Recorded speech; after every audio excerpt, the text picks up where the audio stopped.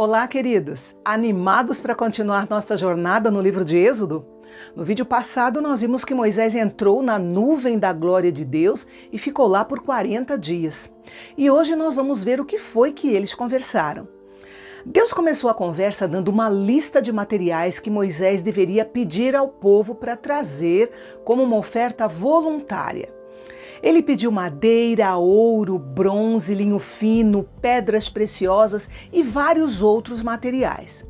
Acontece que eles estavam em pleno deserto. Onde eles iriam conseguir todo esse material?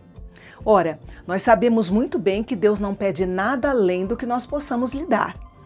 Deus já havia planejado tudo antes do povo sair do Egito, quando eles pediram aos egípcios todos esses materiais. E com certeza havia também as riquezas que eles haviam conquistado na vitória da batalha contra os amalequitas, lembra? Mas para que Deus queria todo esse material? A resposta está no versículo 8. Deus disse: "Eles farão um santuário para mim, e eu habitarei no meio deles." Deus queria ter uma tenda no meio do seu povo. Seria o lugar onde Deus e o homem poderiam se encontrar. Deus providenciou para que eles tivessem tudo de que precisavam para construir essa tenda ou tabernáculo, exatamente como ele havia planejado. Seria um santuário portátil que seria montado e desmontado à medida que o povo peregrinasse pelo deserto, que foi um período de 40 anos. É muito importante nós termos em mente que a ideia de que Deus habitaria no meio do seu povo era uma sombra ou um tipo do que seria a encarnação de Cristo, conforme nós lemos em João capítulo 1, versículo 14.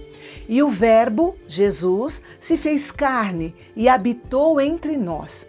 A palavra habitar aqui significa literalmente que ele fez um tabernáculo entre nós. Pois bem, Deus começou então a orientar Moisés como seria essa construção em seus mínimos detalhes.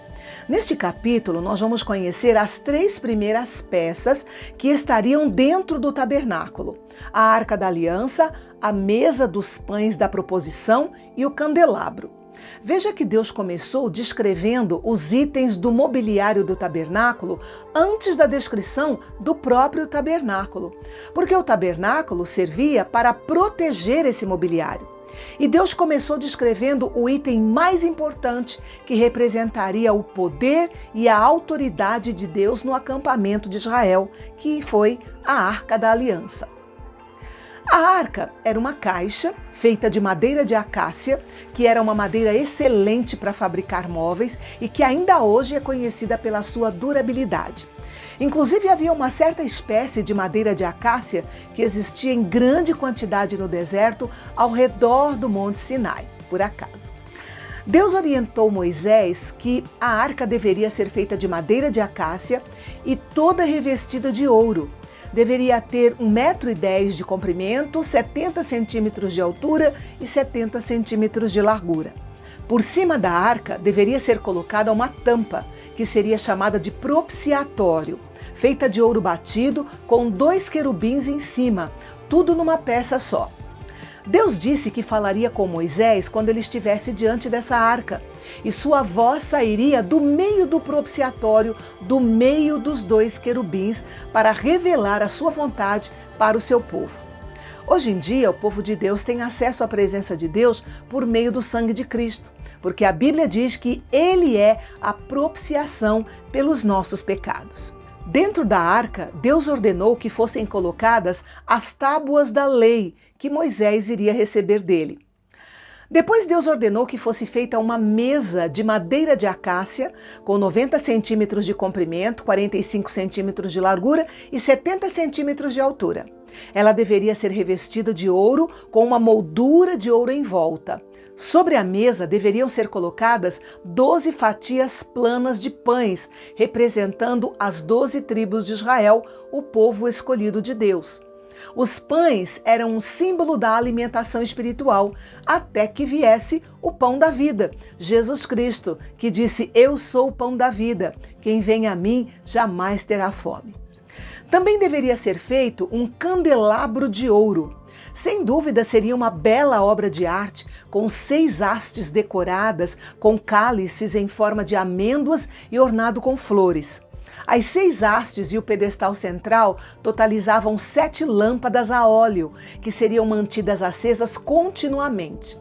O candelabro simbolizava a luz de Deus até que a verdadeira luz viesse ao mundo, Jesus Cristo, que disse: "Eu sou a luz do mundo. Quem me segue não andará em trevas, mas terá a luz da vida."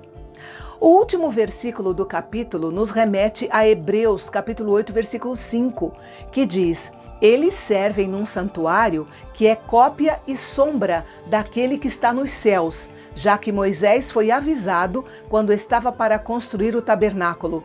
Tenha o cuidado de fazer tudo segundo o modelo que lhe foi mostrado no monte." Mas as orientações não parariam por aí, e você precisa conhecer o esmero de Deus na escolha do tecido, das cores e do modo de confecção das cortinas da sua nova casa no meio do acampamento do povo de Israel. É o que nós veremos amanhã. Até lá!